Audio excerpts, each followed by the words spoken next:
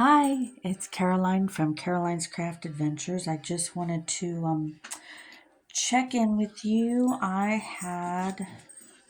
Was going to make a journal, junk journal, art journal, however you want to term it. And I was starting to make one. I had made some before. This is one that I did a while back. It's kind of got the more traditional ones where you sew the pages in like that. I don't know if you can see that. So this is a little bit different than this one. This one, what I'm going to do is I've got to cover it, of course. This is just one of the covers that I decided to use. And this is how it's going to come out. So you can see it's not very thick, really. It's maybe 3/4 of an inch wide. And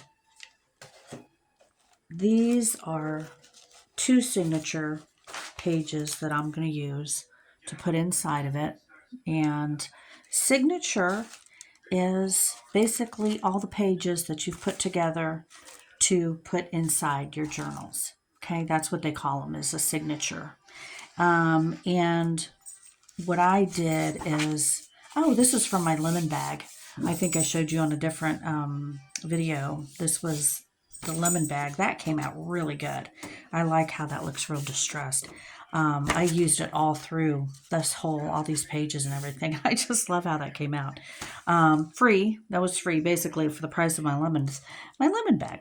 Anyhow, these 2 signatures are what's going to go into this book. Okay. Now I did kind of stuff them already with different items, a few different things, because I had made some clusters and some envelopes and whatnot that I was going to put in there, But I kind of wanted to show you, so you can see there's nothing special about this. This is just an old box that I had used, saved, trimmed down. I measured it and decided, okay, this is how big I want my journal to be. I kind of like my journals a little bit larger than some other people. This is my ideal size. Some of them, people make them a little bit smaller. And let's measure this one so you can get a good idea of how big this one is. This is about 9 inches tall by 6 inches. So it's a 9x6 journal. Most people do like a 6x4 journal. But I like my pages to be large because I like to be able to stick a lot of stuff in them. I like a lot of surface area when I'm done for people to write in, to work on. Lots of room. I like a roomy one, But that said, this is not very thick. Okay, this isn't going to be very thick. So anyhow, this is the base. I'll need to cover that. The pages I wanted to show you, you can use plain old cardstock like this, different colors, whatever color scheme you want to use. I like lots of color and stuff, so mine go from very muted colors to very colorful pages and stuff like that. So, but you can also use, your cardstock, the big 12 by 12 inch cardstock. You can use that. This is just a regular 8.5 by 11 cardstock. Just depends on what you want to use. And but a lot of this is actually reclaimed paper and things that I'm working on. So this is tea stain, something that I did a long time ago, and I just did so much of it that I still have a bunch left over.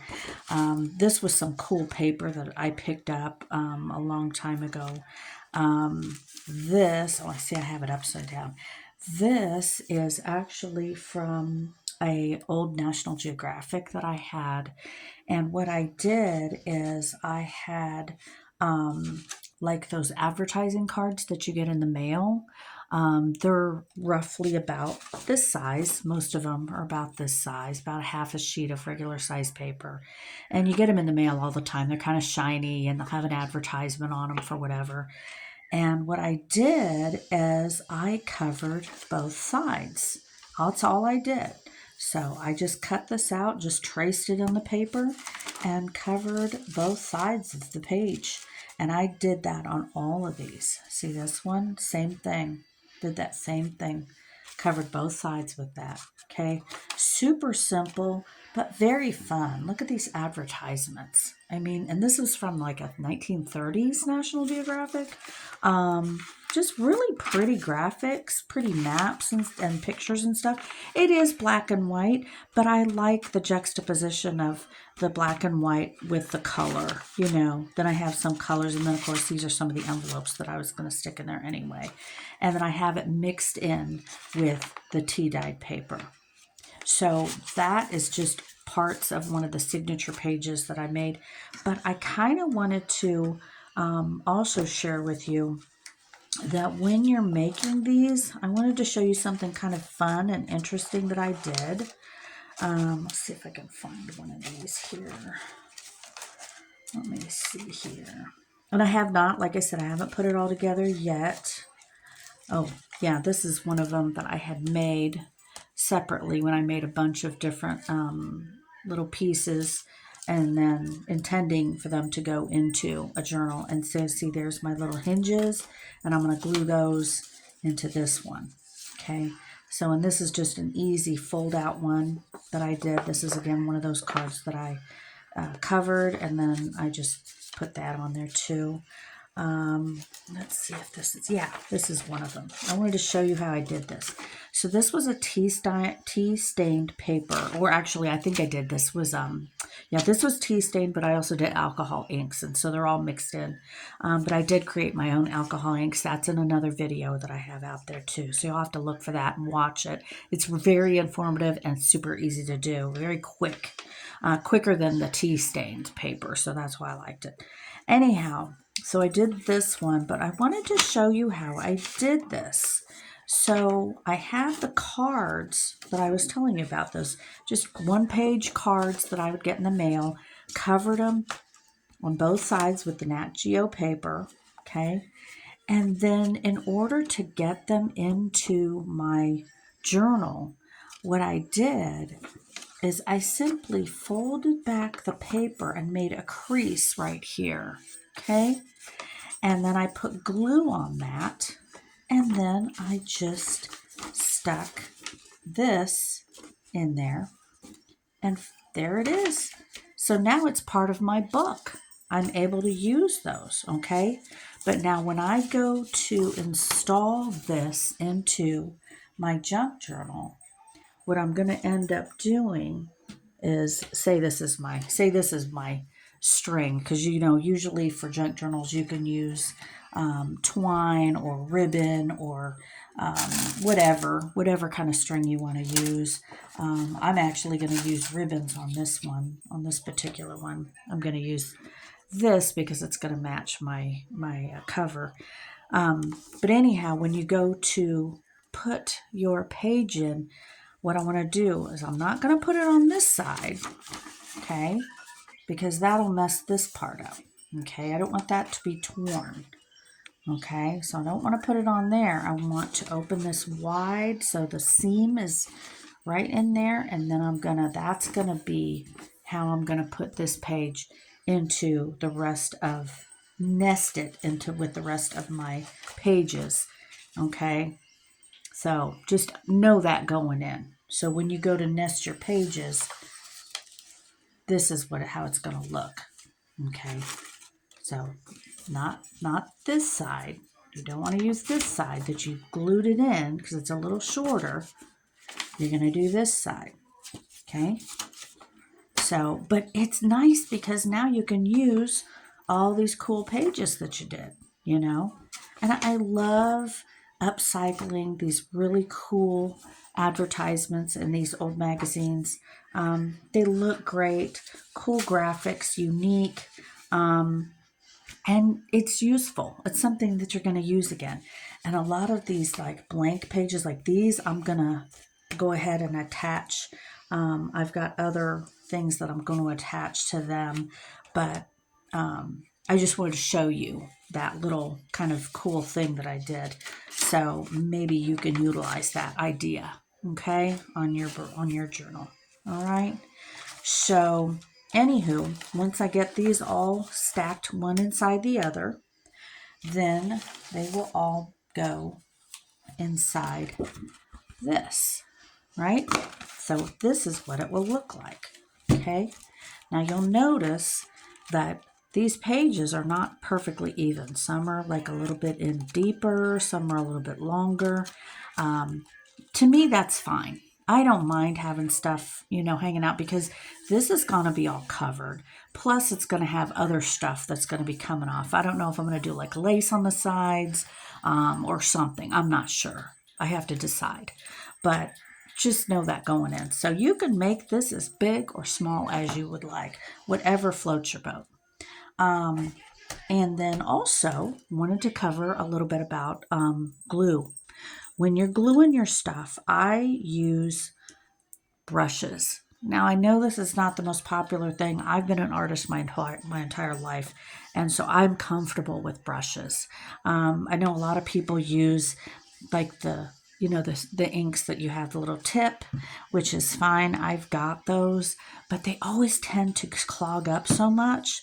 So I just, I pour a little bit of my glue in, or I just dip my brushes in. For bigger, this covers big, wide spots on the paper.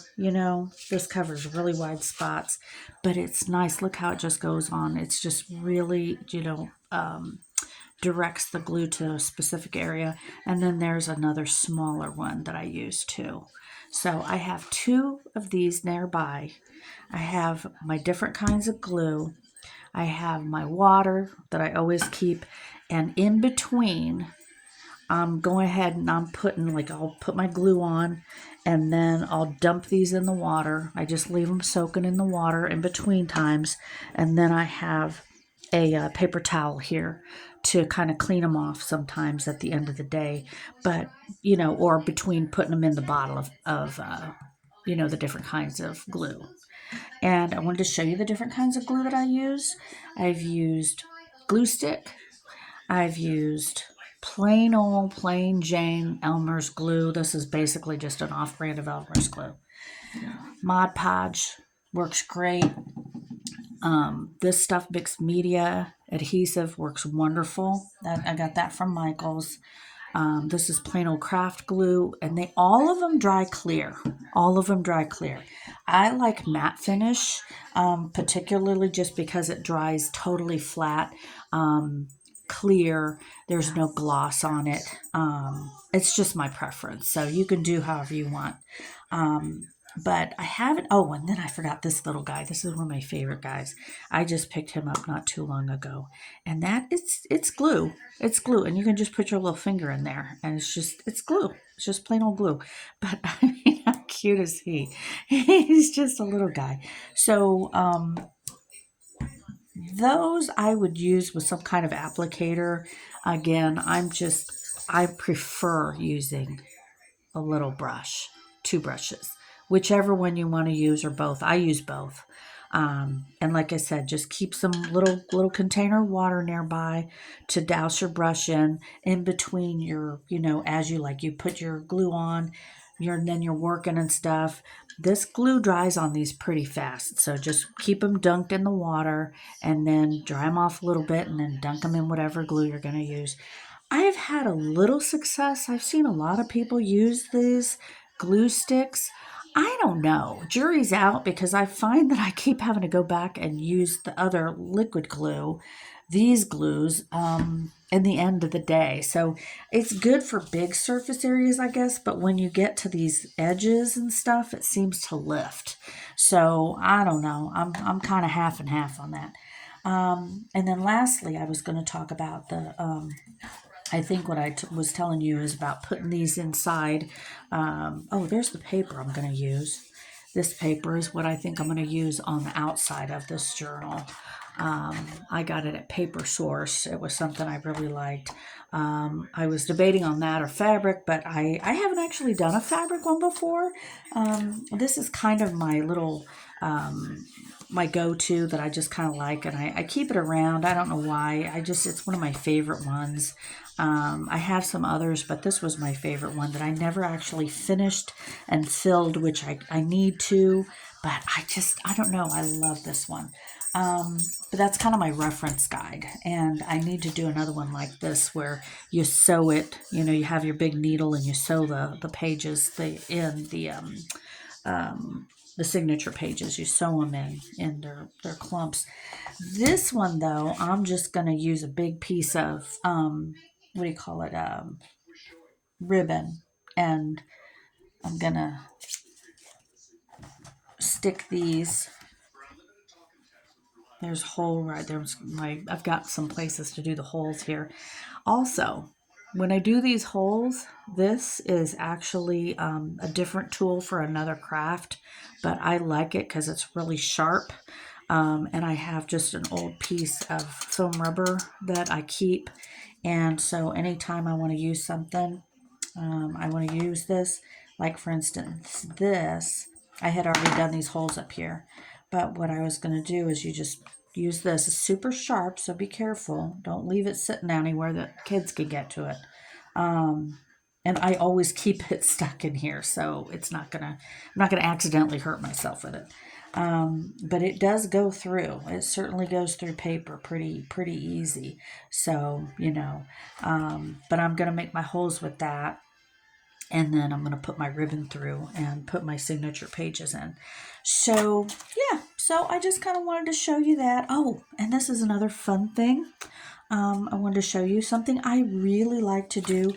You'll notice on this how there's a ribbon. And this is how you keep your pages. A long time ago, way back, like in the 1800s and stuff, they used to keep a ribbon, and they would keep it in the binder of the spine. It was built into the spine of the books. And what you do is basically, like, let's pretend that that's what it is. So every time, like if I'm reading this book and I stop on this page, well, then I'm just going to go like this, and I'm going to leave it like that, and then that's my bookmark, and it never comes out. Well, that's what I'm going to do on here. I'm going to do have that same idea. I've got this little, I love these little things. And what I'm going to do is this was a ready-made one. I just bought it like that. I love these little tassels. But what I did is I just tied the ribbon to it, measured it, and this ribbon, this is vintage ribbon that I've had for a while, and I just love it. It's just a multicolor, very 60s kind of thing. But what I'm going to do is I'm just going to glue this down, this part, just glue that to the spine. And then I'm going to put all my signature pages on. And once my pages are in, then I'm going to lay this down in the middle of one of them. And so when that's done, this is what it will look like. Okay? So it'll have the book done, but then it'll also have this little thingy hanging out, and it'll have other ribbons and stuff like that. But it was an idea. I don't have to do it on this, but I wanted to show you something fun besides charms. A lot of people like charms, and I do too. But this is just another idea. If you happen to have one of these ready-made, or if you want to make them, I've made them before too, but I remember I picked this up a while back, and it's just perfect for crafting. So I just thought that'd be something kind of cute, a little tassel on my book. And that's the accent for my ribbon to hold my place every time I go through my journal. So, all right. So, okay. Well, I just wanted to show you a few little ideas for putting your journals together, and I'll come back again soon and show you some more ideas. Please like and subscribe to Caroline's Craft Adventures, and please visit my Etsy website. It's called From Charlotte's Attic, and it's on Etsy. It's called From Charlotte's Attic. So please go visit. There's other journals in there, lots of other crafted ideas. Plus, I also have some vintage collectibles in there too. So go have a look. Great for birthday gifts and so forth. So anyhow, it's great to talk to you, and I will talk to you again soon. Take care. Thanks.